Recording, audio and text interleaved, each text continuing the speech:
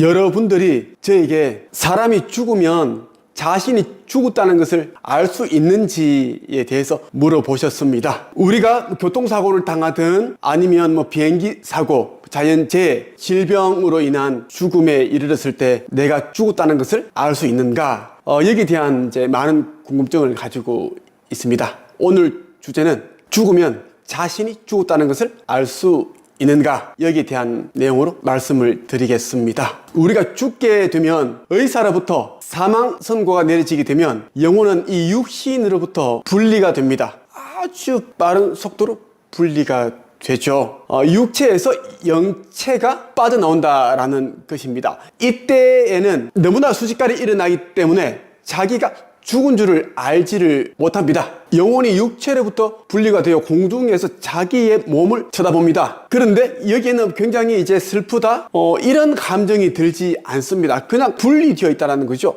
제3자의 몸을 보는 것처럼 객관적인 관찰자의 입장에서 보게 된다는 것입니다. 의사들은 사망 선고를 내리고 주위에는 가족들이, 친척들이, 친구들이 통곡하고 있고 울고 있고, 어떤 사람들은 시신을 끌어안고 부여잡고 소리 지르고 합니다. 마음이 너무 슬프니까요. 하지만 영혼은 그러한 사람들이 감정을 오롯이 생생하게 느끼지만 슬프다라는 그런 감정을 느끼지 않습니다. 이때에도 영체, 영혼은 자신의 몸이 이상하다? 이런 걸 느끼기보다는 몸이 너무 가볍다. 몸이 하나도 안 아프다?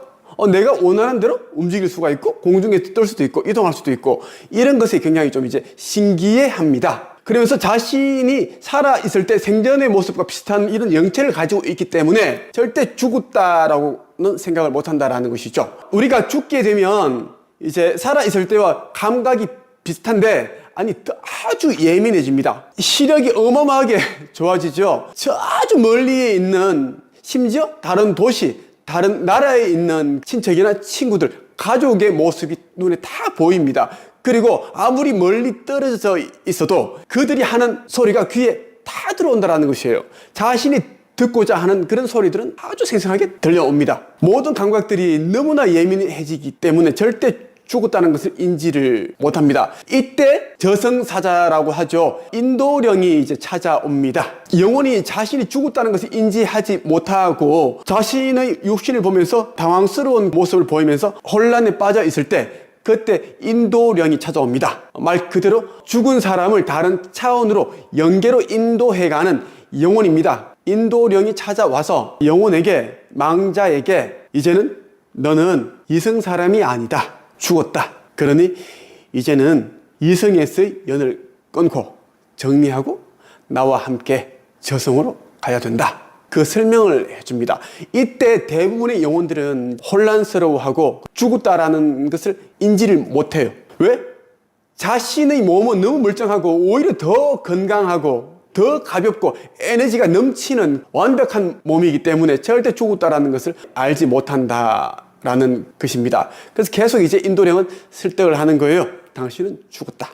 저기 보이는 저 몸은 시신이다. 이제 곧 부패가 시작이 되었다. 너는 이제 나와 함께 다른 차원으로 떠나야 된다라고 얘기를 하죠. 이때 어떤 영혼들은 가지 않으려고 합니다. 여러 가지 이유들이 있는데, 이승에서 살면서 살인을 했거나 큰 죄를 지었거나 남겨진 아이들, 가족들이 마음에 걸려서 두고 차마 가지 못하는 겁니다. 마음에 쓰이기 때문에 내가 이들을 보살펴 줘야 된다. 물론 이 영체로서, 영혼의 몸으로서 이 인간을 도와줄 수는 없습니다. 왜?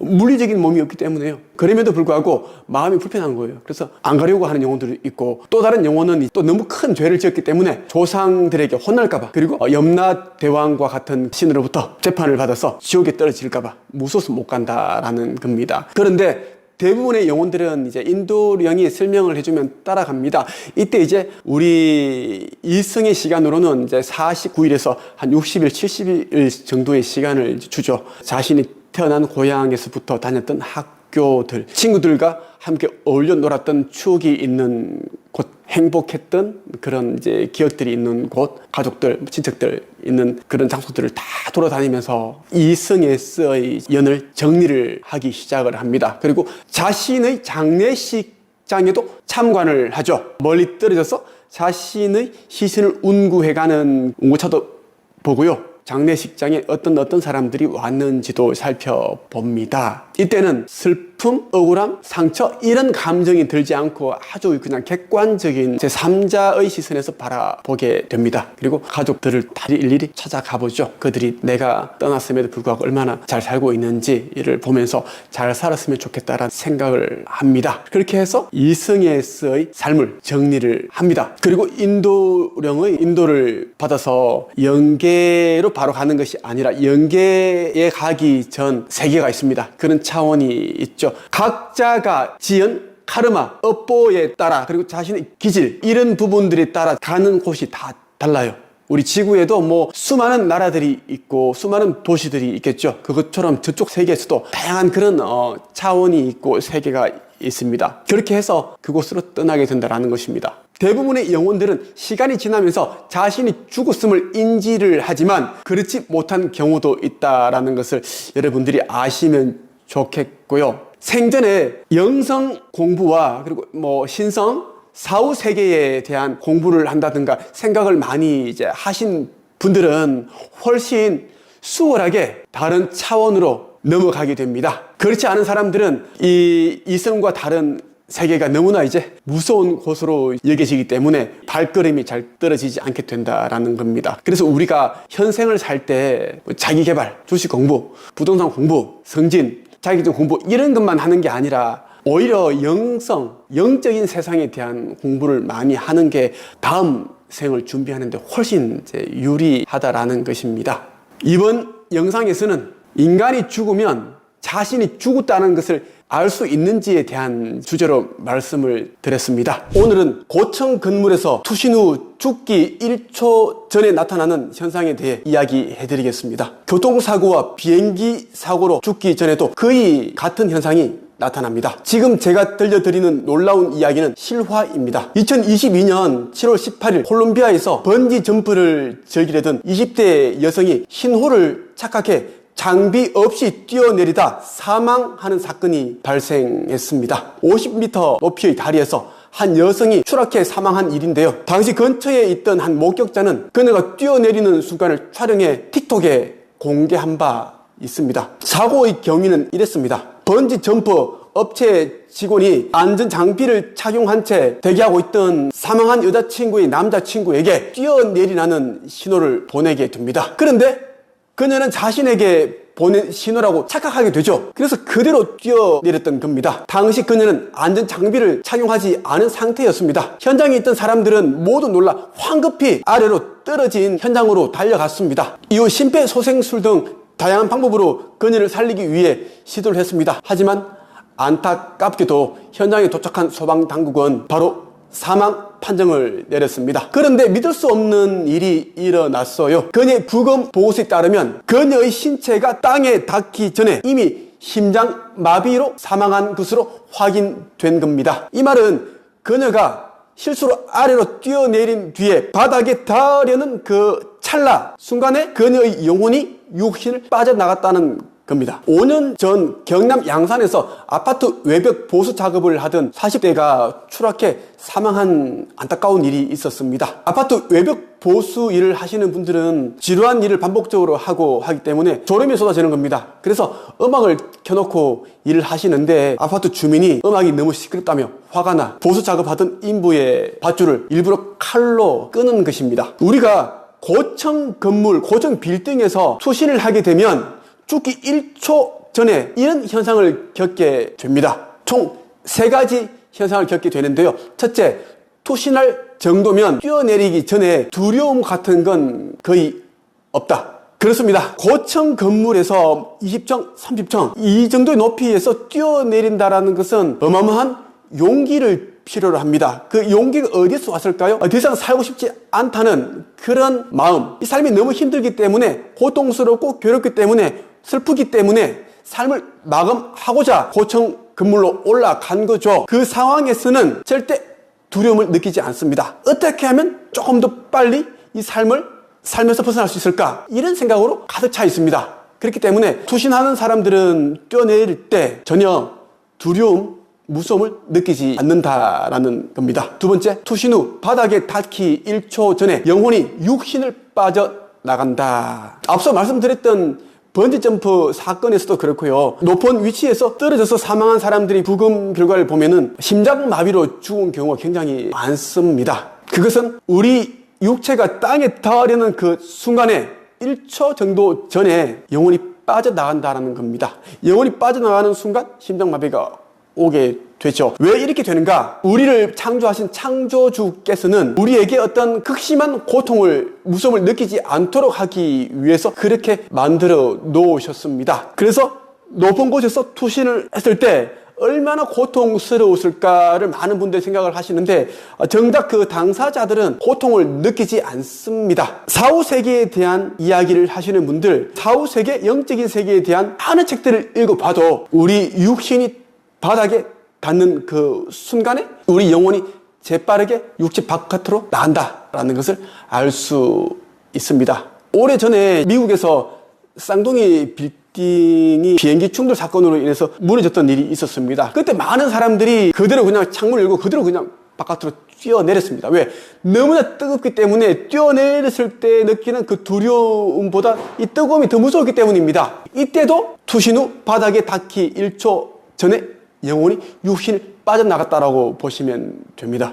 다시 한번 말씀드리지만 창조주 신께서 우리가 끔찍한 사고를 당할 때 극심한 고통을 느끼지 않도록 그런 배려를 해두셨다는 것을 기억했으면 좋겠습니다. 세 번째, 육신을 벗어난 영혼으로서 자신의 몸을 바라본다. 극단적인 선택을 해서 죽게 되면 영체는 유체를 벗어나게 되죠. 우리 영혼이 내 몸을 바라본다라는 것입니다. 너무 높은 곳에서 뛰어내렸기 때문에 이 몸은 완전 엉망이 됩니다. 극단적인 선택했을 때, 뛰어내렸을 때 옆에 있던 사람들은 진짜 평생 잊을 수 없는 그런 기억을 안고 살게 됩니다. 하지만 우리 영혼은 자신의 몸을 바라볼 때 다른 사람의 몸을 바라보는 것처럼 어떤 슬픔, 고통, 처참함 이런 것을 전혀 느끼지 않습니다. 마치 옷가게 쇼 윈도에 있는 마네킹을 바라보는 것처럼 객관적으로 그냥 바라본다라는 겁니다. 마치 다른 사람이 나의 몸을 바라보듯이 한다는 겁니다. 육신을 벗어난 우리 영혼은 다른 차원에 있는 순간에 인간적으로 느꼈던 그런 감정을 느끼지 않습니다. 다만 이제 자기가 죽었다라는 것을 바로 알지 못하기 때문에 굉장히 당황스러워합니다. 인간으로 살 때 느꼈던 5가지 감각이 그대로 이제 가지고 있고 오히려 더 예민해져 있습니다. 그렇기 때문에 자기가 죽었다라는 것을 인식을 아예 못하죠. 허둥대면서 근처에 있는 사람들에게 자기가 살아있다라는 것을 보여주려고 애를 쓰죠. 막 소리도 지르고 엄마, 아빠, 누구야 부르지만 3차원에 있는 가족에게는 와닿지 않습니다. 왜? 다른 차원에 있기 때문에 그렇다라는 겁니다. 몸이 마치 깃털처럼 가벼워지고 자유자재로 움직일 수 있게 됩니다. 물고기가 이제 물속에서 마음대로 유영하듯이 그렇게 우리 영혼도 마음대로 붕 뜰 수 있고 순간 이동할 수 있고 아직 자신이 죽었다는 것을 알지 못한다. 그동안 자신을 짓누르던 그런 슬픔과 고통스러운 일들로부터 벗어나게 되죠. 오늘은 고층 건물에서 투신 후 죽기 1초 전에 나타나는 현상에 대해 말씀을 드렸습니다. 제가 마지막으로 드리고 싶은 말씀은 아무리 삶이 힘들고 고단하더라도 꿈을 가지고 미래에 대한 희망으로 하루하루 열심히 살다 보면 정말 좋은 일들이 찾아오고 어제보다 한층 더 성장하고 발전된 자신의 모습을 발견하지 않을까 생각해 봅니다. 오늘은 제가 직접 사후 세계를 경험한 이야기를 해드릴까 합니다. 많은 분들이 죽으면 끝이다. 사후 세계, 지옥과 천국 같은 건 없다.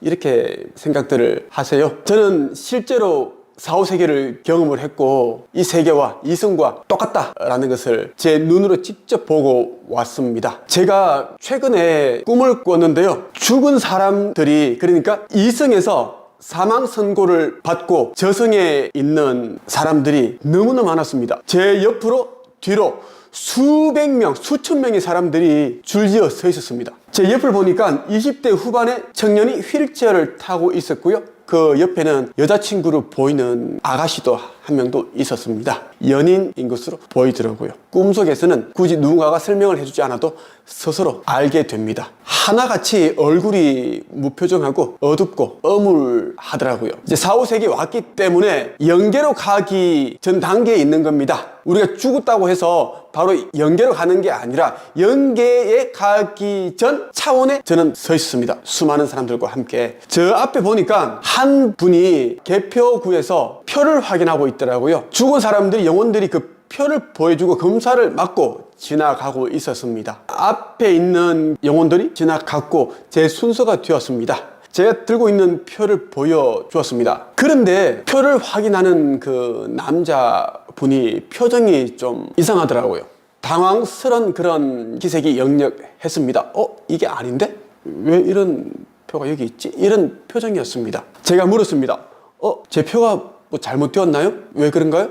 물었습니다. 이 표가 아닌데? 왜 당신이 들고 있지? 이 표가 아니잖아. 이렇게 이야기를 하는 거예요. 표를 확인을 다시 해보라라고 얘기를 하더라고요. 영혼들이 하면 우리 이 육신을 가지고 있는 지금 모습과 똑같습니다. 그쪽 세계에 가도 우리가 지금 이 육신, 이러한 모습을 가지고 있습니다. 그래서 제가 이제 확인회로 제가 잠시 옆으로 빠졌습니다.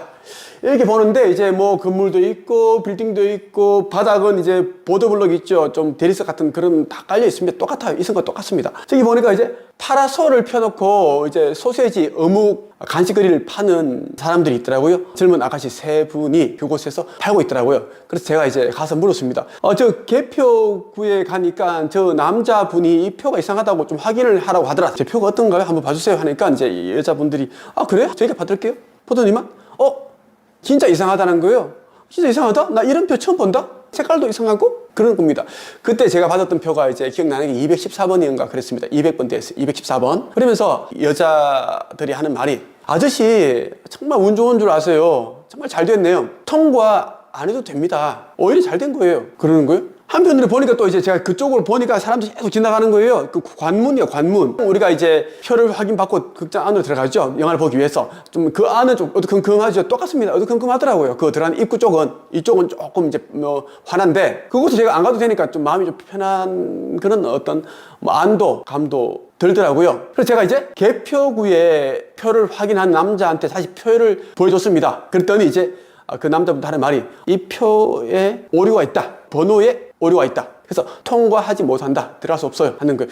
그러면서 또 자기도 당황스러운 표정을 짓더라고요. 그래서 제가 물었습니다. 아니, 이쪽 세계에도 이런 실수가 종종 있습니까? 라고 물으니까 하는 말이, 자주는 아니지만 가끔씩 있습니다. 라고 얘기를 하더라고요. 그러니까 저승에서도 우리 여기처럼 가끔씩 실수가 일어난다는 겁니다. 그래서 저는 이제 운 좋게 영계로 가는, 다른 세계로 가는 그 관문을 통과하지 않을 수가 있었습니다. 많은 이제 영혼들이 지나가고 있었지만 저는 옆에 서서 쳐다보고 있었어요. 그러면 좀 이제 안도감을 가졌는데, 그러다 보니 이제 제가 어느새 꿈에서 깬 거예요. 너무너무 생생했습니다. 너무 생생해서 이 이야기를 제가 함께하고 있는 우리 회사 직원들에게도, 가족들에게도 또 이야기를 해줬습니다. 너무 생생했습니다. 제가 그 저승에 갔을 때 표를 받았던 그 번호 214번도 제가 기억을 하고 있습니다. 그때 그 분위기, 건물들도 있고, 제가 이런 생각을 해보았습니다. 그때 제가 그 꿈속에서 번호표가 틀리지 않고 그 다른 차원으로 가는 관문을 통과했더라면 나는 어떻게 되었을까? 나는 살아있을까? 아마 교통사고라든지 어떤 그런 사고로 인해서 제가 아마 육신을 떠나는 망자가 되지 않았을까라는 생각도 제가 해보았습니다. 자, 여러분들에게 드리고 싶은 이야기는 이제 죽어서 가는 사후세계도 이것과 똑같습니다. 다를 바 없다라는 겁니다. 그래서 우리가 지금 육신을 입고 인간으로 살고 있는 지금 이 지구별의 태어난 목적과 사명의식을 찾아서 사는 것이 중요하다라는 말씀을 드리고 싶고요. 그리고 여러분들이 하고 싶은 일들, 꼭 이루고 싶은 일들을 있으면 도전해서 성취하는 그런 삶을 살기를 바랍니다. 그리고 좋은 복을, 좋은 카르마를 많이 지으십시오. 그러면 죽음조차 두렵지 않게 됩니다. 자, 우리가 이제 죽음을 맞이하게 되면 49일 정도, 어떤 사람은 55일, 50일, 보통 49일입니다. 영원히 죽음을 맞이하게 되면 49일 정도를 그냥 이 육신을 버린 상태에서, 육신은 뭐예요? 이 영혼이 이제 이 지구별을 경험하는 동안, 지구별이라는 학교를 다니는 동안 이제 타고 다니는 그런 자동차 정도, 로봇이라고 보면 됩니다. 그런 옷을 이제 이 영혼이 육신의 옷을 벗게 된다라는 것인데, 죽게 되면 아주 가벼운 존재, 그러니까 가볍다는 생각조차 느끼지 못할 정도로 완전 갯벌처럼 가벼운데, 내가 왜 이렇게 가볍지? 그리고 아주 평온한 상태, 아무것도 어떤 제한이나 걸림돌, 이런 한계를 느끼지 못하는 상태가 됩니다. 이것이 이제 처음 영혼이 육신을 빠져나왔을 때 느끼는 감정입니다. 그런데 대부분의 영혼들은 자신이 죽었다라는 것을 인식하지 못합니다. 왜냐하면 이제 자신이 죽어도 똑같은 느낌과 감정과 기분을 가지고 있습니다. 그리고 죽기 전에 가졌던 그러한 생각들, 추억들, 경험들을 다 그대로 가지고 다른 차원으로 넘어간다라는 것입니다. 내 눈에는 내가 이제 이 육신이 쓰러져 있고 교통사고로 나서 온몸이 다 찢어져 있고 피가 흥건합니다. 근데 나는 옆에서 온전하단 말이죠. 온전하죠. 그러니까 영혼이 자신이 죽었다라는 것을 인식을 하지 못하는 게 보편적인 그런 영혼들이 겪는 현상입니다. 그래서 49일 동안 어떤 영혼들은 자신이 죽었다는 것을 알지 못한 채 계속 가족들 주위를 머물면서 계속 엄마 나 여기 있어요, 아빠 왜 울지 마세요, 나 여기 있어, 나 살아있어요, 울지 마세요, 나 죽지 않았어, 왜 장례식을 치르나요, 여보 나 여기 있어, 아들아 딸아 여기 있어, 아빠 여기 있어, 엄마 여기 있어, 울지마 계속 그렇게 한다라는 겁니다. 이때 이제 딱 죽음 맞이하면 이제 인도령이라는 영혼이 이제 인도를 하기 위해 찾아옵니다. 인도령 중에서는 먼저 수천 번, 수백 번의 윤회를 마치고 이제 마스터 그 정도의 경지에 있는 영혼들이 이제 우리를 데리러 오는 거예요. 그러니까 우리가 가보지 않은 길, 여전히 한번 수백 번 갔다 왔지만 또 가기엔 이미 망각의 베일에 들여 쌓여있기 때문에 기억이 안 나는 겁니다. 그러니까 두려운 거예요. 원래 내가 갔던 길인데? 그러면 이제 자연스럽게 원래 있던 곳, 그 천상으로 다른 차원으로 갈 텐데 두려운 겁니다. 그래서 인도령이 와서 죽은 영혼, 사후세계로 온 이 영혼을 이제 진정을 시켜줍니다. 어떻게 해요? 말로 하는 것이 아니라 그냥 에너지로, 연파로 아주 평온한 그 상태, 진정을 시켜줍니다. 그럼에도 불구하고 어떤 영혼들은 굉장히 두려워하고 불안해하죠. 마치 지옥에 있는 것처럼 두려워한다라는 겁니다. 우리가 죽게 되면 이제 49일 정도 동안은 어떤 일이 일어나는가 하면 자신이 이제 아기로 태어났을 때 그때 살았던 그곳, 그리고 초등학교, 중학교, 고등학교, 대학, 그동안 많은 친구들과 다양한 그런 경험들을 했을 것이고 행복한 일, 기뻤던 일, 뭐 첫사랑, 뭐 그런 경험을 했던 곳이 있을 것입니다. 그런 것들을 다 본인이 다녀봅니다. 그 이유는 이번 생을 제대로 정리하기 위함입니다. 미련을 남기지 않기 위함입니다. 자신이 살았던 곳, 만났던 곳, 정들었던 곳, 추억이 있는 곳, 가슴 아픈 그런 기억이 있는 곳, 고마웠던 사람들, 이 모든 사람들을 다 본인이 만나봅니다. 영혼들은 이렇게 걸어서 다니는 게 아니라 본인이 이제 어디 가고 싶다 한다면 그곳에 이미 도달해 있습니다. 영혼들은 생각의 속도로 움직이기 때문에 시간과 공간의 그런 제약이 없습니다. 본인이 이제 살았던 그러한 곳들, 사랑했던 사람들, 좋아했던 사람들, 그곳으로 가서 다 지켜봅니다. 어떤 사람은 내가 저 사람에게 상처를 줬는데 저 사람이 아직도 나로 인해서 그 아픈 기억을 가지고 있고 계속 되새김질하면서 자꾸만 그 상처를 지금도 힘들어하는구나. 그러면서 또 마음 아파하죠. 그런 경험을 또 스스로 또 감정을 느낍니다. 두루두루 다닙니다. 그렇게 하면서 본인이 이제 지구라는 이 환경을 제대로 이제 떠나기 위한 준비를 한다라는 것입니다. 이제 우리가 이제 죽었을 때 자신이 이제 죽은 영혼이다, 사자다라는 것 빠르게 인식을 하는 존재들은 빨리 이제 이번 생을 마무리하죠. 그런데 아직도 그렇지 못하는 영혼들은 자칫하면 지방령이 될 수 있습니다. 지방령이 무엇인가 하면 이제 49일 정도 동안 이제 이 세상을 본인이 살았던 그런 부분들을 다 돌아다보면서 사람들과의 그런 이제 관계를 이제 잘 정리를 해야 되는데 그러지 못하고 자꾸만 뭔가 미련을 두고 우리 아이들이 나 없으면 못 사는데, 내가 없으면 우리 남편은 못 사는데, 내가 없으면 우리 아내가 못 할 텐데, 그런 미련을 가지고 있으면 다른 인도령이 아무리 원래 있던 곳으로 가자고 이끌어도 가지를 않는 겁니다. 인도령은 직접적으로 끌고 가지를 못합니다. 왜? 이게 우주 법칙입니다. 스스로가 알아서 판단해서 가야 되는데, 느낌이 오면 가야 되는데 안 가는 겁니다. 그러면 이제 영원히 가야 할 시점에 가지 않으면 천상으로 가게 되는 그런 어떤 통로, 길이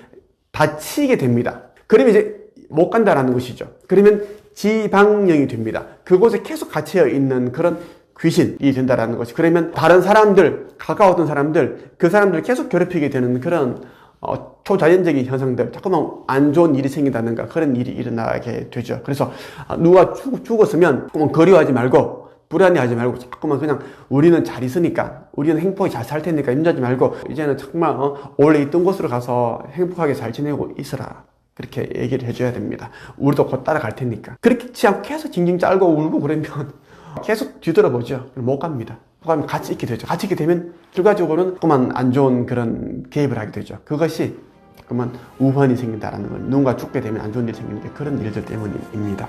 오늘은 우리가 몰랐던 귀신이 많은 의외의 장소에 대해서 말씀을 드리겠습니다. 무속인이 아닌 일반인들은 귀신들이 우글우글 거리는 곳이 어딘지를 잘 모르죠. 그래서 함부로 아무렇게나 막 돌아다닙니다. 그러면 안 됩니다. 안 좋은 일이 일어나요. 내 몸에, 내 개인적인 일에, 사업에, 집안에 우환이 따른다라는 겁니다. 심지어 어떤 경우에는 멀쩡하던 배우자가 하루아침에 말도 안 되는 교통사고를 당해서 세상을 떠나기도 하고, 잘 걸어가고 있는데 위에서 누군가 무언가를 무거운 걸 떨어뜨려가지고 맞아서 세상을 떠나기도 하고, 말도 안 되는 그런 일이 일어나기도 합니다. 정말 귀신들이 많은 곳은 안 가는 게 좋습니다. 그래서 일반인들은 잘 알지 못하는 귀신이 많은 장소, 네 곳을 말씀드리겠습니다. 첫째는 가정집입니다. 우리가 살고 있는 가정집에도 귀신이 참 많습니다. 우리 눈에는 귀신들이 보이지 않기 때문에 귀신이 없는 줄 알죠? 아닙니다.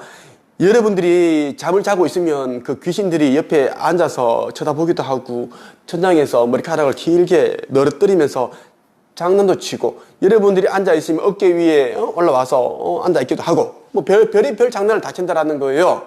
자, 가정집 가운데서도 어떤 가정집이 귀신이 많을까?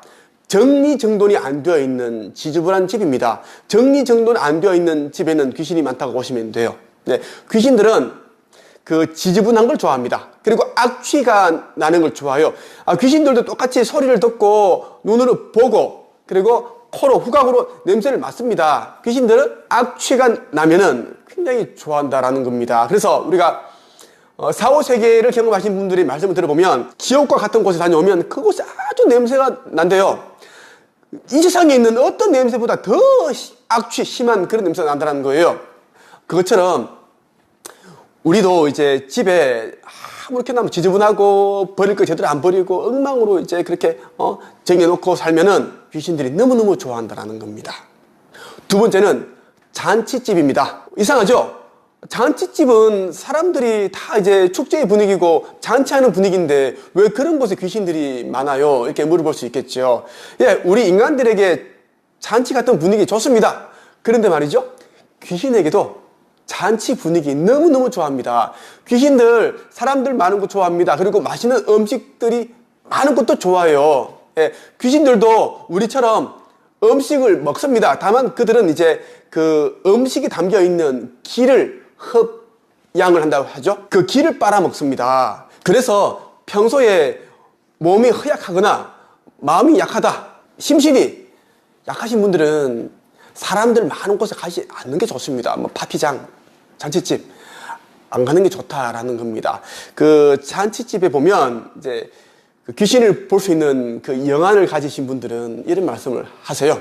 머리 없는 귀신도 오고, 팔이 하나 없거나 다리가 하나 없는 귀신도 들렁들렁대면서 오기도 하고, 머리가 뒤로 돌아가서 그렇게 있는 귀신도 오고, 눈이 하나만 있는 귀신도 오고, 머리카락을 이렇게 길게 산발한 귀신도 오고, 별의별 귀신들이 다 모여든다는 거예요. 그처럼 귀신들한테도 잔치집은 너무나 모여드는, 좋아하는 그런 장소다라는 겁니다. 세 번째, 장례식장입니다. 당연히 장례식장은 귀신들이 많겠죠. 사람이 죽으면 이제 화장을 하고 그 유골을 납골당에 안치를 합니다. 그 납골당에도 귀신들이 덕실덕실 된다고 보면 됩니다. 그게 얼마나 많은 유골함이 담겨 있습니까? 뭐 수천 개, 뭐 수만 개 아닙니까? 얼마나 많은 귀신들이 있겠냐고요?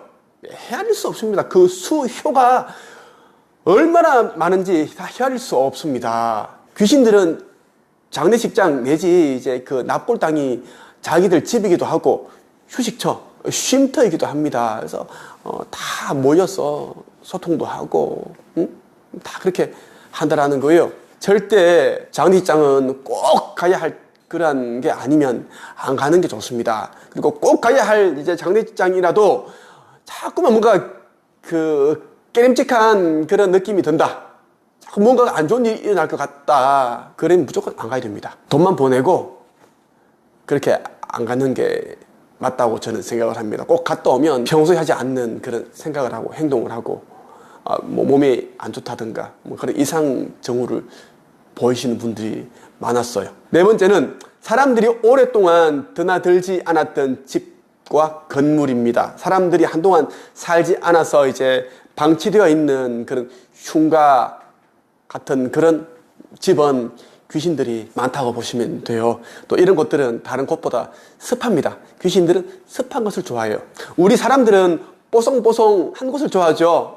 볕이 잘 들고 습하지 않은 곳, 깨끗한 곳을 좋아합니다. 근데 귀신들은 이제 음의 기운이 강하기 때문에 습하다, 지저분하다 이러면 너무너무 좋아하는 곳이 된다라는 거예요. 그래서 우리 사람은 양의 기운을 가지고 있고 귀신은 음의 기운을 가지고 있기 때문에 각자 그 기운에 맞는 장소를 찾아서 다닌다라는 겁니다. 그래서 흉가, 폐건물 이런 것도 가지 않는 것이 좋다. 뭐 장난 삼아라도 가지 않아야 됩니다. 괜히 갔다가 정말 이상한 현상이 일어날 수도 있으니까요. 이상한 현상이 일어난다는 게 뭐냐면 이제 아까 말씀드렸다시피 예전에는 하지 않았던 그런 말도 안 되는 비정상적인 행동을 하고 잘못된 판단을 내리고 선택을 하게 되고, 예전 같았으면 이런 사람을 만나지 않는데 자꾸만 이상한 사람을 만난다든가 그렇게 해서 인생이 망가지는 거예요. 망가지고 병도 생기고 교통사고를 당하고 자꾸 그런 우환이 일어난다. 알고 봤더니 몇 달 전에 뭐 흉가 폐건물에 친구들과 놀러 갔다. 그런 경우가 있다라는 거예요. 그래서 여러분들은 정말 볕이 잘 들고 습도가 없는, 습하지 않은 곳, 깨끗한 곳, 그런 곳만 다니세요. 그런 곳은 정말 귀신이 있어도 정말 좀 점잖은 귀신, 그런 귀신들이 있기 때문에 남에게 어떤 안 좋은 그런 해코지를 하려고 하지 않습니다. 오늘은 여러분들에게 우리가 몰랐던 귀신이 많은 장소 4곳에 대해서 말씀을 드렸습니다. 일반인들은 잘 알지 못하는 곳들이죠. 꼭 유의하셔서 이러한 장소들은 피하시길 바라고요. 그리고 이제 집에 있는 그런 이제 물건들이 꼭 정리정돈을 하시고 버려야 할 물건들은 꼭 버리시고, 냉장고도 있죠. 뭐 악취가 나거나 썩은 그런 음식물이 있으면 다 버리세요. 무조건 이제 깨끗하게 사는 것이 우리 이제 마음도 깨끗해지고 편안해지고 집도 깨끗해지죠. 오늘 여러분들에게 말씀드릴 주제는 돌아가신 부모님이 꿈에 나오는 이유, 이것에 대해서 말씀을 드리겠습니다. 꿈속에서 어머니나 아버지를 봤을 때 하고 있는 모습과 느낌이 정말 중요합니다. 죽은 사람이 꿈에 나왔을 때 그 모습, 느낌, 표정을 잘 읽어야 합니다. 저의 나이 28살 때 우리 아버지께서 너무 힘드셔서 가난 때문에 음독으로 세상을 떠나셨습니다. 농약을 이제 드시고 술김에 그렇게 돌아가셨어요. 다음날 자정 다 돼서 돌아가셨습니다. 그런데 말이죠, 생전에 우리 외할머니와, 그러니까 우리 아버지에게는 장모님이죠. 우리 외할머니와 처남, 우리 외삼촌하고 관계가 안 좋았습니다. 두 분이 우리 아버지 많이 무시하시고 그랬거든요. 아버지 평소에는 굉장히 호인이시고 좋으신 분인데 술을 좀 과하게 드시고 그런 부분들이 있었습니다. 예, 그래서 그런 부분들 때문에 너무 이제 무시하시고 막 대놓고 그렇게 하셨어요. 자식인 제가 봐도 너무 무안했습니다. 그래서 한 번은 우리 외삼촌하고 한번 다툰 적도 있습니다. 뭐 이렇게 싸운 적도 있었습니다. 그 정도로 이제 안 좋은 관계셨는데, 아버지가 돌아가신 시간이 11시 34분경이었습니다. 그때 돌아가셨고, 그 다음날 오전, 그러니까 한 11시 정도 오전경에 우리 외할머니한테 가신 거예요. 그 영원히 가셨습니다. 그 시골이죠. 그 우리 외할머니가 이제 그 나이가 80 훨씬 넘으셨기 때문에 좀 읍내에 좀 걸어가시고 그렇게 다니실 때는 이 이제 유모차를 끌고 다니시는 거예요. 가고 있는데 우리 아버지께서 갑자기 화난 대낮에 나타나셔가지고 아주 무서운 얼굴이셨대요. 화난 얼굴을 하시면서 유모차를 완전 패대기 쳐버렸대요. 우리 할머니 넘어지고 그 이야기를 우리 외할머니께서 해주셨어요. 갑자기 김서방이 나타났는데 무슨 그래 아주 무서운 얼굴로 해서 막 그 유모차를 패대기 치고 넘어지고 그 얘기 해주시더라고요. 그리고 또 한 건은 뭐냐면요, 우리 외삼촌한테 또 간 거예요. 우리 외삼촌이 방에 혼자 있는데 우리 아버지께서 나타나셔가지고 낮에 아주 무서운 얼굴, 공고스러운 얼굴 나타나셨는데 얼마나 무서웠는지 외삼촌이 이불을 덮고 달달달달달 떨었다고 하더라고요. 그러니까 얼마나 이제 화가 나셨으면, 서운한 게 있으시면 그렇게 바로 가셨을까, 돌아가셨으면 말자 바로 그 다음날, 그런 생각이 들었습니다. 우리 어머니하고 우리 외할머니도 그렇고 그런 말씀 하셨어요. 돌아가신 분들은 모습과 감정, 느낌으로 우리에게 어떤 의미를 전달하고자 합니다. 돌아가신 분들은 우리처럼 육신을 가지고 있는 존재가 아닙니다. 그렇기 때문에 소리 내어서 말을 한다든가 자신의 모습을 드러내어서 어떤 의미를 전달하는 그런 일을 할 수가 없습니다.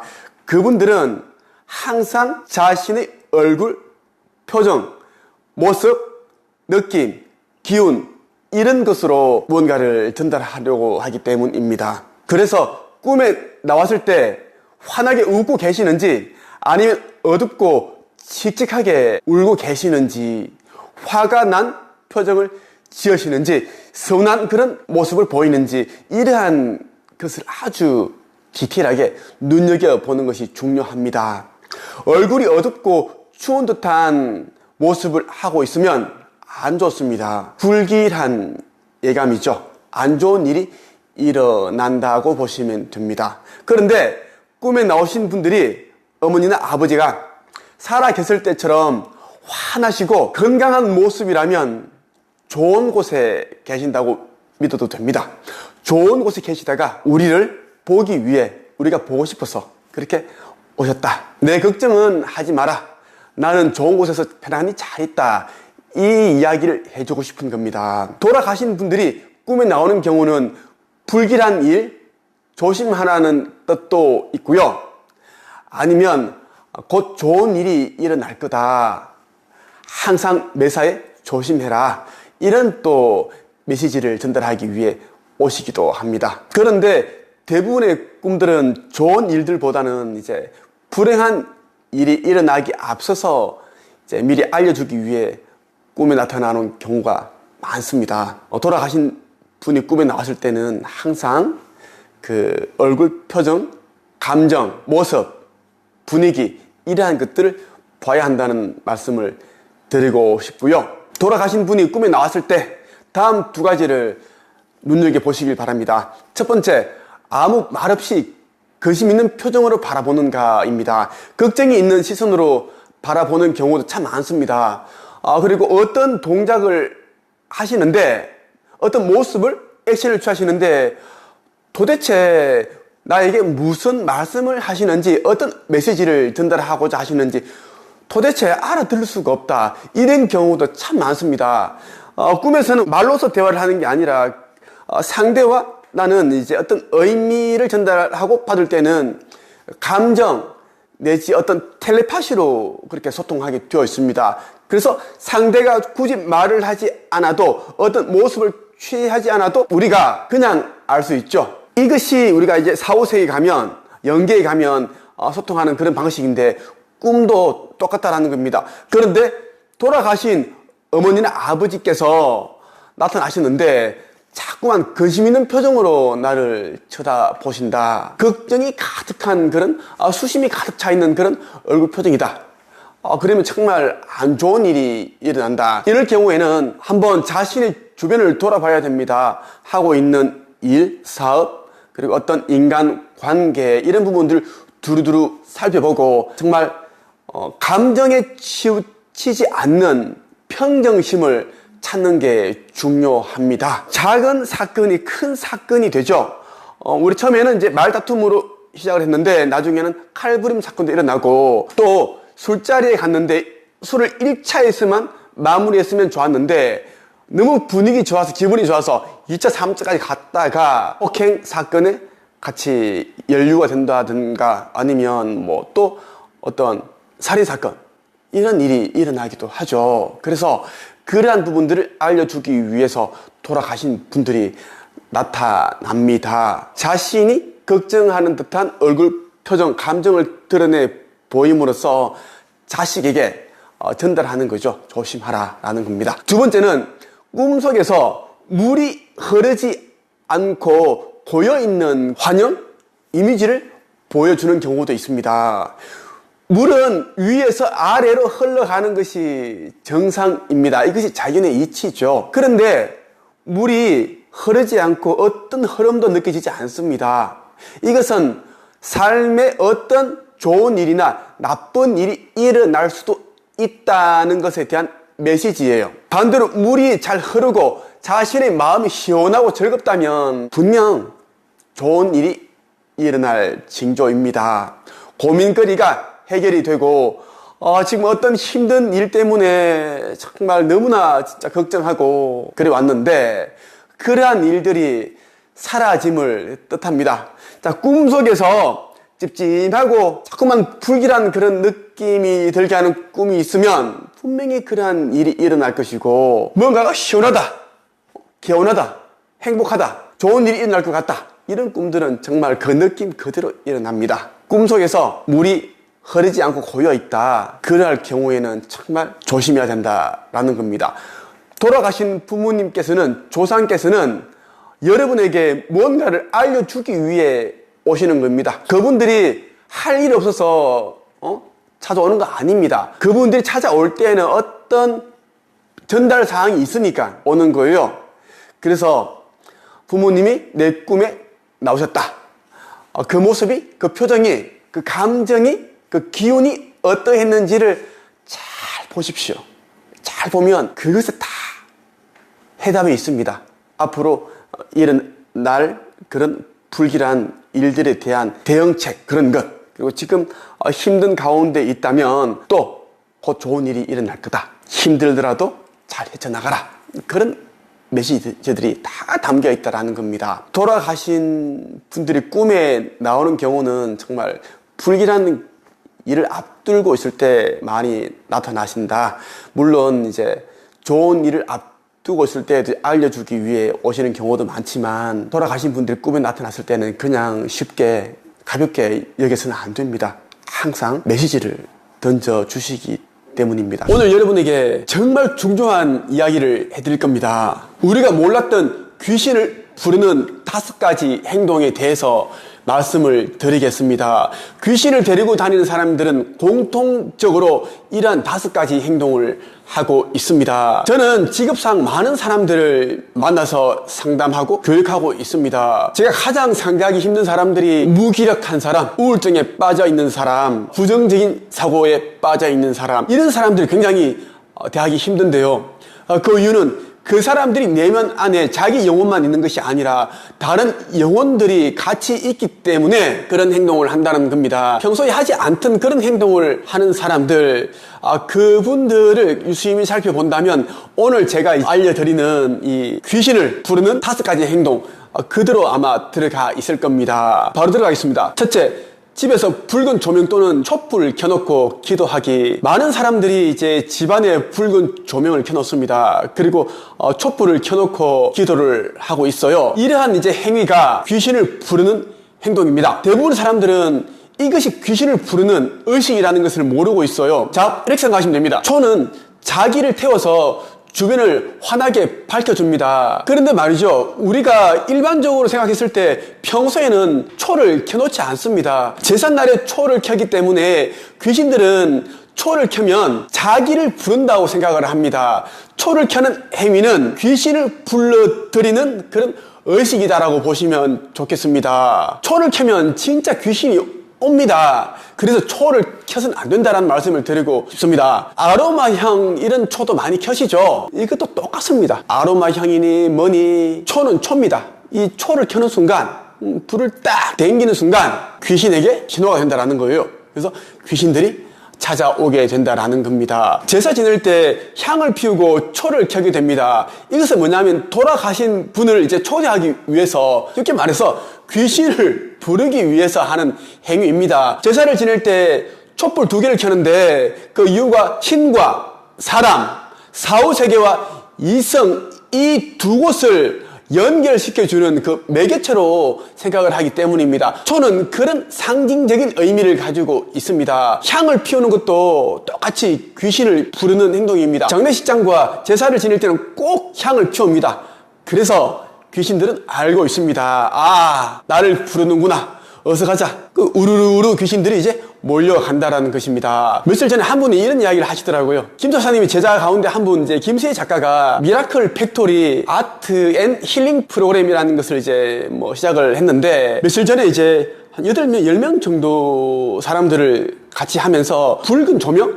촛불인가? 그것을 이제 쫙 이렇게 바닥에 깔아놓고, 조명도 붉은 조명, 정육점? 이런 이제 불그스름한 그런 조명을 켜놓고 기도를 한다든가 그렇게 하고 있는 모습을 제가 이미지를 봤는데 섬뜩하고 좀 쎄한 그런 이제 느낌이 들었습니다. 김 조사님은 어떻게 생각하십니까? 하시면서 이제 이미지를 보여주시더라고요. 실제로 이제 사람들이 촛불 같은 것을 켜놓고 전자등인지 촛불인지 촛불 갖기도 하고 그렇더라고요. 붉은 색깔의 빛이 나는 컵 안에, 유리컵 안에 두고 쫙 바닥에 앉아 수십 개를 쫙 깔아놓고 기도를 하는 그런 분위기던데, 힐링한다고 이렇게 서로 안고 그런 사진이 있더라고요. 보는데 제가 이런 생각이 들었습니다. 아, 저거 안 되는데. 많은 무속인들도 이야기를 하고 있고, 초를 이런 걸 켜놓고 하는 것은, 이거는 진짜 영가를 부르는 그런 이제 의식과 같은데, 이런 생각이 들었습니다. 특정인을 말하는 건 아닙니다. 우울증에 걸려있고, 그런 사람들이 있죠. 공황장애. 이런 사람들은 이런 이제 붉은스름한 이런 빛을 좋아합니다. 왜? 귀신들이 좋아하는 그런 이제 빛이니까요. 촛불, 그리고 향을 피우고, 아니면 향수, 향기, 똑같습니다. 그런 걸 이제 향기 나게 하고, 조명도 붉은스름한 그런 조명, 흉가집 같은 그런 홍등가 그런 불빛, 이것은 진짜 영가를 부르는, 귀신을 부르는 그런 딱 좋은 분위기다라고 보시면 됩니다. 저는 가급적 그런 모임을 한다면 누구를 말하는 게 아니고, 그런데 이제 한 곳이 있으면 가지 말라고 하고 싶습니다. 보통 이제 그런 곳은 또 마음이 힘든 분들, 마음이 아픈 분들, 그런 분들이 많이 가시니까요. 마음이 아프고 그런 데는 다 이유가 있지 않을까요? 그래서 저는 사람이 많이 모이는 데는 가지 말라는 말씀을 드리고 싶습니다. 또 집에서 물 떠놓고 이제 기도하시는 분들이 있습니다. 이것도 귀신을 부르는 행동 중에 하나다라고 꼭 보시면 좋겠습니다. 둘째는 죽은 사람의 물건을 간직하는 행동입니다. 죽은 사람이 썼던 물건을 오래도록 간직하고 있는 분들이 꽤 많죠. 왜냐하면 그분과의 어떤 추억 때문에, 기억 때문에 가지고 있습니다. 그런데 말이죠, 그 물건에는 돌아가신 분의 그 에너지, 기운이 그대로 담겨 있습니다. 그래서 돌아가신 분의 물건을 가급적 안 가지고 있는 게 좋다라는 말씀을 드리고 싶어요. 아깝더라도 여러분들이 소각을 시키든지 누군가에게 주든지 그렇게 하는 게 좋습니다. 그 돌아가신 분의 옷을 입고 신발 신고 물건을 사용하고 그러면 십중팔구 좋지 않습니다. 그런데 돌아가신 분이 굉장히 돈 했던 분이라면 당연히 그 영혼은 이 물건을 또 아까워합니다. 왜 내 건데 왜 너가 쓰냐? 그럴 수 있다라는 거예요. 쓰지 마. 자꾸 쓰면 너도 데려갈 거야. 이렇게 할 수 있다라는 겁니다. 무조건 쓰지 말자. 그 물건들에는 그 사람이 썼던 지갑과 가방, 모자, 옷에는 다 그 기운이 다 서려 있다라는 것, 심지어 영이 머물러 있을 수도 있다. 그래서 죽은 사람이 물건을 사용하지 않는 것이 좋습니다. 세 번째는 자주 한숨 내쉬기입니다. 이렇게 말하면 또 어떤 분들이 이럴 겁니다. 아니, 한숨 쉬는 거랑 귀신 부르는 거랑 뭔 상관이야?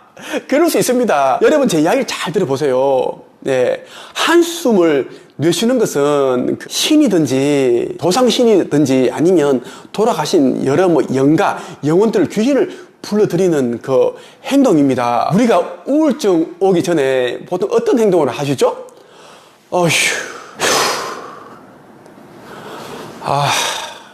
이런 한숨을 쉽니다. 자기가 잘 인지를 못하죠. 한숨을 쉬고 있다는 그 인지를 못할 뿐이지, 그 무기력해지기 전 단계, 그 단계에서 사람들이 꼭 한숨을 쉽니다.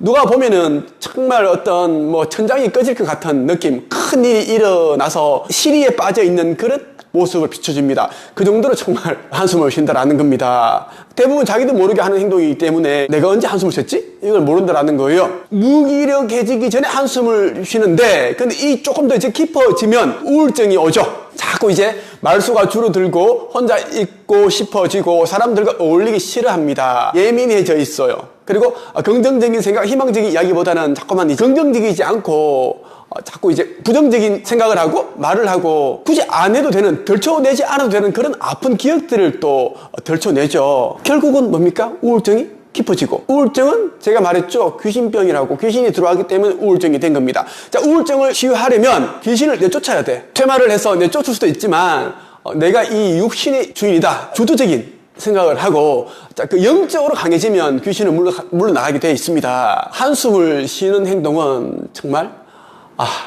그만 살고 싶다, 힘들다, 슬프다, 공허하다, 뭐 이런 느낌? 그래서 이런 에너지가 우리의 생각에는, 마음에는 귀신이 또 이제 우리 생각을 읽고 그걸 이제 감지를 합니다. 한숨을 내쉬는 행동은 안 된다라는 것. 네 번째는 정리정돈하지 않는 행동입니다. 집구석에 들어가면 냄새가 완전 뭐 진동을 하고, 뭐 시신 썩는 냄새가 나고, 그리고 강아지 배변 제대로 안 치웠어, 여기 덕지 붙어 있고 냄새 납니다. 바닥이 또 이제 그 강아지 오줌, 똥 이런 걸로 또 이제 오염되어 있고 색이 변질되어 있고, 옷방에 들어가 보면 지금 초여름인데 겨울 옷들이 막 산처럼 쌓여 있습니다. 쌓여 있고 먼지가 자욱하고 방바닥에 완전 그 머리카락이며 먼지, 그 정도로, 그러니까 집이 엉망인 거죠. 뭐 싱크대도 막 음식 그대로 막 그 쓰레기 제대로 안 버려서 냄새 나고, 그릇 쌓여 있고, 이런 집을 귀신이 아주 좋아합니다. 겁나게 더러운 집을 귀신이 좋아한다는 거예요. 그리고 또 귀신들은 인형이 많은 집을 좋아해요. 귀신들은 우리처럼 이 육신이 없기 때문에 육신을 얻기를 원하죠. 귀신이 우리 인간의 몸속에 들어와서 빙의를 하고 싶은데, 가짜 주인 행사하고 싶은데 잘 안 돼. 그래서 인형에 들어간다. 인형이 뭐야? 사람의 형체를 하고 있는 장난감을 인형이라고 하잖아. 그 인형에 들어간다라는 겁니다. 근데 인형들이 막 엄청나게 많고 막 먼지 묻어 있고 절비하고 그러면 완전 사탄의 집이 된다라는 겁니다. 인형 속에 귀신이 많이 산다, 그렇게 보시면 좋겠어요. 다시 말하지만 귀신은 더럽고 지저분한 집을 너무 좋아합니다. 그래서 정리정돈 안 된 집은 100% 귀신이 많습니다. 모든 가정집에는 귀신이 있지만 그 귀신에도 그 수준이라는 게 있어. 수준, 질이, 사람도 그 수준이라는 게 있잖아요. 수준 차이라는 게 있죠. 이런 집에는 정리정돈이 안 된 집은 아주 저급 영이 살고 있다라는 것, 괴롭히는 걸 좋아하는 거, 그런 귀신들이 온다라는 것입니다.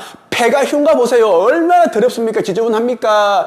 그 거미줄이 확 치어져 있고, 유리창 다 깨져 있고, 쓰레기 다 버려놨고, 뭐 휴지인지 옷인지 색이 바랜 그런 것들이 이제 막 질비하게 쓰레기처럼 돼 있고, 뭐 뼈다귀, 시신 뼈다귀인지 그거 있고, 머리카락 막 있고, 엉망입니다. 그러한 곳에 들어가면 찬 기운이 느껴져. 왜?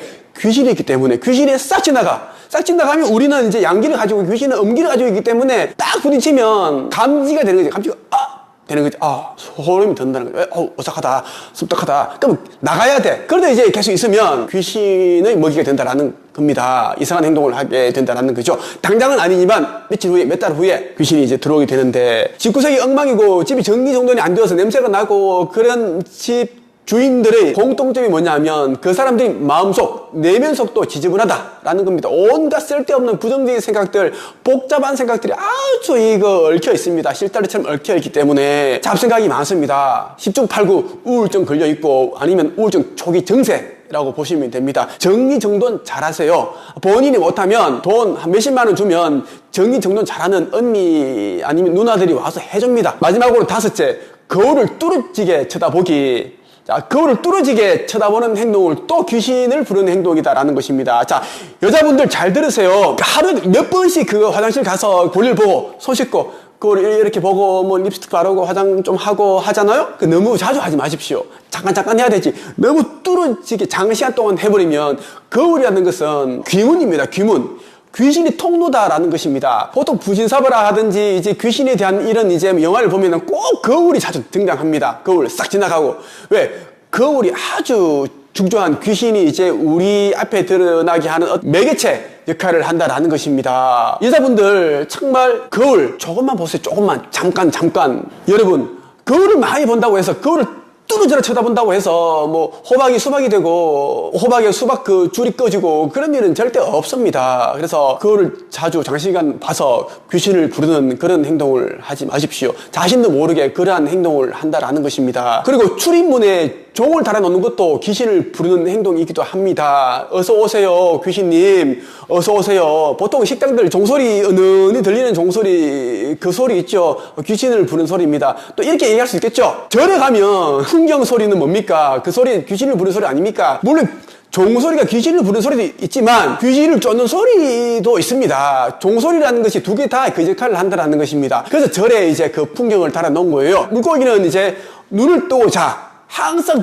깨어있는 자가 되라, 깨달은 자가 되라, 붓다가 되라랍니다. 붓다, 붙여. 그런 의미로 풍경을 달아놓은 것이 뭐 절에 뭐 아이고 우리 귀신 스님들 어서 오세요, 어서 오세요, 이쪽입니다, 뭐 이렇게 하려고 한 게 아니다라는 겁니다. 오늘 여러분에게 귀신을 데리고 다니는 사람들이 특징에 대해서 말씀드렸는데, 그 사람들은 이제 자신도 모르는 사이에 귀신을 부르는 5가지 행동을 한다고 말씀을 드렸습니다. 정말 여러분들이 유념하셔서 꼭 기억을 하셔야 돼요. 본인이 평소에 이런 행동을 하는 게 아닌가? 집에 와서 촛불을 켜고 그리고 그 붉은 조명을 켜놓고 기도를 한다든가 그런 행동을 하는 거 아닌가? 아니면 물을 떠놓고 기도를 한다든가. 두 번째는 죽은 사람의 물건을 막 쌓아놓고 가지고 있는 그런 행동을 하지 않는가 한번 돌이켜 보시고요. 세 번째는 자주 한숨을 내가 쉬는 건 아닌가 꼭 여러분들이 체크를 하세요. 한숨이 길어지면 2숨, 3숨, 5숨 무기력해지고 우울증 오고 귀신 병에 걸린다라고 보시면 되고, 네 번째는 정리정돈이 되어 있는지 살펴보십시오. 안 되어 있으면 바로 정리정돈 하십시오. 깨끗한 집은 귀신이 오지 못합니다. 있더라도 그냥 이렇게 쳐다보고 그렇게 있을 정도지 막 이렇게 붙어 다니고 지방님처럼 막 그렇게 이 집이 좋아 막 그런 집이 되지 않는다라는 거예요. 그리고 마지막 5번째, 거울을 너무 장시간 뚫어지게 쳐다보지 마라. 거울은 귀신이 통로다. 귀신은 거울을 통해 이동을 할 수 있고, 그렇기 때문에 거울을 뚫어지게 쳐다보면 안 된다. 그렇게 본다고 해서 뭐 추남이 미남이 되고 추녀가 미녀가 되는 건 아니다. 대부분의 사람들이 세상을 떠날 때는 암과 같은 그런 이제 극심한 고통을 동반하는 그 병을 앓다가 세상을 떠나는 경우가 다반사입니다. 그래서 많은 사람들이 암 환자들이 세상을 떠날 때는 아주 극심한 고통에 몸부림치다가 세상을 떠날 거라고 생각을 합니다. 하지만 저는 그렇지 않습니다. 죽음이 임박한 그분들은 더 이상 고통을 느끼지 않기 때문입니다. 고통을 초월했다고 보면 됩니다. 죽음을 앞둔 분들은 이승에 남아있을 가족들의 손길을 한 번이라도 더 만지고 싶어 합니다. 그 손길 한 번이라도 더 잡고 싶어 하고요. 한마디라도 더 대화를 나누고 싶어 합니다. 이것은 따뜻한 온기, 사랑을 느끼고 싶은 겁니다. 혹시 가족이나 주변에 죽음을 앞둔 분이 있다면 그분의 손을 한 번 더 잡아드리고요. 그리고 그동안 함께 해주셔서 감사하다, 사랑한다, 다음에 함께 만날 때까지 편안한 곳에서 잘 지내시라, 이런 말씀을 해주세요. 그러면 좀 더 편안한 마음으로 가십니다. 오늘은 죽음을 앞둔 사람에게 나타나는 6가지 증상에 대해 말씀을 드리겠습니다. 임종 전 죽음을 예고하는 공통된 증언들이 있는데요. 이 6가지를 알려드리겠습니다. 첫째, 먹고 마시고 싶은 생각이 사라지고 하고 싶은 것이 없어진다. 인간으로서 가장 기본적인 욕구가 먹는 겁니다. 이 식욕인데요. 이 식욕이 사라지는 거예요. 평소에는 그렇게 먹고 싶고 마시고 싶고 어디 가고 싶어 하시던 분이 아무것도 먹기 싫다. 식음을 전폐하십니다. 그리고 누구도 만나기 싫고 어디도 가기 싫고 그냥 가만히 누워있고 싶다라고 이야기를 하는 겁니다. 아주 무기력해집니다. 우리 어머님이 왜 저러시지? 우리 아버지가 왜 저러시지? 무슨 일이 일어날 것 같은 느낌. 그런 느낌이 드는 것. 이것이 첫 번째 증상입니다. 둘째, 평소보다 잠자는 시간이 길어진다. 죽음을 앞둔 분들은 평소보다 아주 긴 잠을 잡니다. 이 이유는 체력이 낮기 때문입니다. 죽음을 앞둔 사람들은 깨어있는 시간 동안 오래 유지할 수 있는 이 체력이 거의 없습니다. 에너지가 없기 때문에 그냥 가만히 이제 누워 있는 겁니다. 누워 있는데도 이제 잠들어 있는 거죠. 잠들어 있는 상태, 수면을 취하고 있는 상태에서는 에너지가 거의 들지 않거나 조금밖에 들지 않죠. 그래서 우리 육체가 수면 상태에 빠지게끔 하는 겁니다. 그렇다 보니 죽음을 앞둔 분들은 사흘 정도 이어서 긴 잠을 주무시죠. 잠깐 깬 후에 다시 깊은 잠에 빠져들기도 합니다. 죽음을 앞둔 사람에게 나타나는 두 가지 증상은 평소보다 잠자는 시간이 길어진다입니다. 셋째는 평소와 다르게 몸과 마음이 안정을 찾는다. 평소에는 죽기 싫다, 죽는 게 너무 두렵다, 무섭다, 그리고 몸이 너무 아프다, 그렇게 호소하시는 분들이 죽음을 앞두게 되면 고통을 작게 느끼거나 아예 느끼지 않습니다. 기침이나 구토를 심하게 하시는 분들도 덜하게 되거나 아예 하지 않습니다. 죽기 직전의 상태가 되면 우리의 육체가 고통을 제어하는 것처럼 그러한 상태가 되는데 이것은 창조주의 축복이라고 보면 됩니다. 편안한 죽음을 맞이할 수 있도록 창조주께서 그렇게 만들어 놓으신 겁니다. 넷째, 고마웠던 사람들을 위해 미리 선물을 준비한다. 평소 몸이 불편해 거동이 힘든 사람도 병중에 있는 사람도 외출해서 선물을 마련합니다. 그동안 은혜를 입었던 사람들을 위해서, 그리고 소중한 사람들, 고마웠던 사람들을 위해서 직접 선물을 준비하는 겁니다. 평소에는 밖에 나가기 싫어하시고 쇼핑, 백화점, 마트조차 가기 싫어하시는 분이 갑자기 누군가에게 줄 선물을 준비해야 된다, 이렇게 하시면서 외출을 하기도 합니다. 이것은 저승을 가기 전에 임종을 앞둔 분들이 그동안 고마운 사람들을 위해서 이제 주고 싶은 마음의 선물입니다. 그렇게 해야지 이제 자신도 편안하게 떠날 수 있고요. 그리고 이승에 남아있는 분들에게도 그동안 감사했다, 고마웠다, 우리 다시 만날 동안 잘 지내고 있다가 다음에 만나자, 그런 이제 마음의 표현이라고 보시면 됩니다. 또 가족들과 시간을 많이 보내려고 합니다. 죽음을 앞두게 되면 가족들과 자꾸 이제 대화를 하려고 하고 옛날 이야기를 하기도 하고, 그리고 바쁜 아들, 며느리 불러서 얼굴 좀 보자, 그런 이야기를 참 많이 하시죠. 고마웠던 사람들을 위해 미리 선물을 준비한다. 이것이 죽음을 앞둔 사람들에게 나타나는 네 번째 증상입니다. 다섯째, 갑자기 기운이 왕성해지고 가족들에게 덕담을 건네고 옛날 이야기를 한다. 죽음이 임박해지면 가까이 있는 사람들에게 자꾸 이제 이야기를 하죠. 그동안 너무 고마웠고 감사했고, 그리고 자세하게 이야기를 합니다. 이런 일을 이렇게 도와줘서 고마웠다. 그리고 자신이 이제 실수했거나 잘못했던 부분에 대해서도 이야기를 합니다. 왜? 홀가분한 마음으로 떠나기 위해서는 상대에게 이제 자신이 했던 행동에 대해서, 과오에 대해서 이야기를 하고 터놓고 용서를 받으려고 하는 겁니다. 그리고 옛날 이야기를 하는 거예요. 옛날에 어렸을 때 이야기, 그리고 자라면서 있었던 그런 어떤 성장했던 이야기, 그리고 손자, 손녀 이야기, 자식 이야기, 이런 이야기를 참 많이 합니다. 어떻게 80, 90이신 분이 그런 이야기를 다 기억할 수 있을까? 그 정도 깜짝 놀랄 만한 이야기를 하시는데, 그것은 이제 또 이제 죽음이 임박해 오면 우리 영혼 속에 기억이 되어 있는 그 추억들을 다 이제 되짚어 볼 수 있는 능력이 있습니다. 그래서 그 이야기를 이제 꺼냅니다. 곧 돌아가실 것 같아서 가족들이 막 염려하고 진짜 걱정했는데 갑자기 기운이 왕성해지고 자꾸만 이제 좋은 이야기를 하고 옛날 이야기를 한다. 그러면 이제 하하, 우리 어머님이, 우리 아버지가, 우리 할아버지가, 우리 할머니가 곧 돌아가시겠구나, 그렇게 생각을 하시면 됩니다. 마지막으로 6째, 꿈에 돌아가신 부모님이나 배우자를 만난 이야기를 한다. 거의 모든 사람들이 죽음을 앞두고 있는 시점에서 돌아가신 분들을 만난 이야기를 합니다.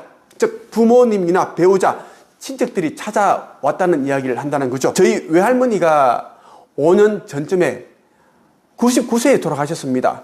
돌아가시기 전에 이제 외할머니의 이제 어머니가, 아버지가 찾아온 이야기를 하시더라고요. 그 이야기를 하시는데 또 덤덤하게 말씀하시더라고요. 낮에도 깨어 있는데 외할머니께서 그 아버지가 찾아와서 나를 데리러 왔다, 자꾸 가자고 한다, 이런 말씀을 하시더라고요. 죽음 직전에 꿈에서 찾아오는 분들이 뭐 꼭 부모님이나 배우자 이런 존재가 아니어도 평소에 친했거나 좋아했거나 존경했거나 그런 분들이 또 찾아온다는 겁니다.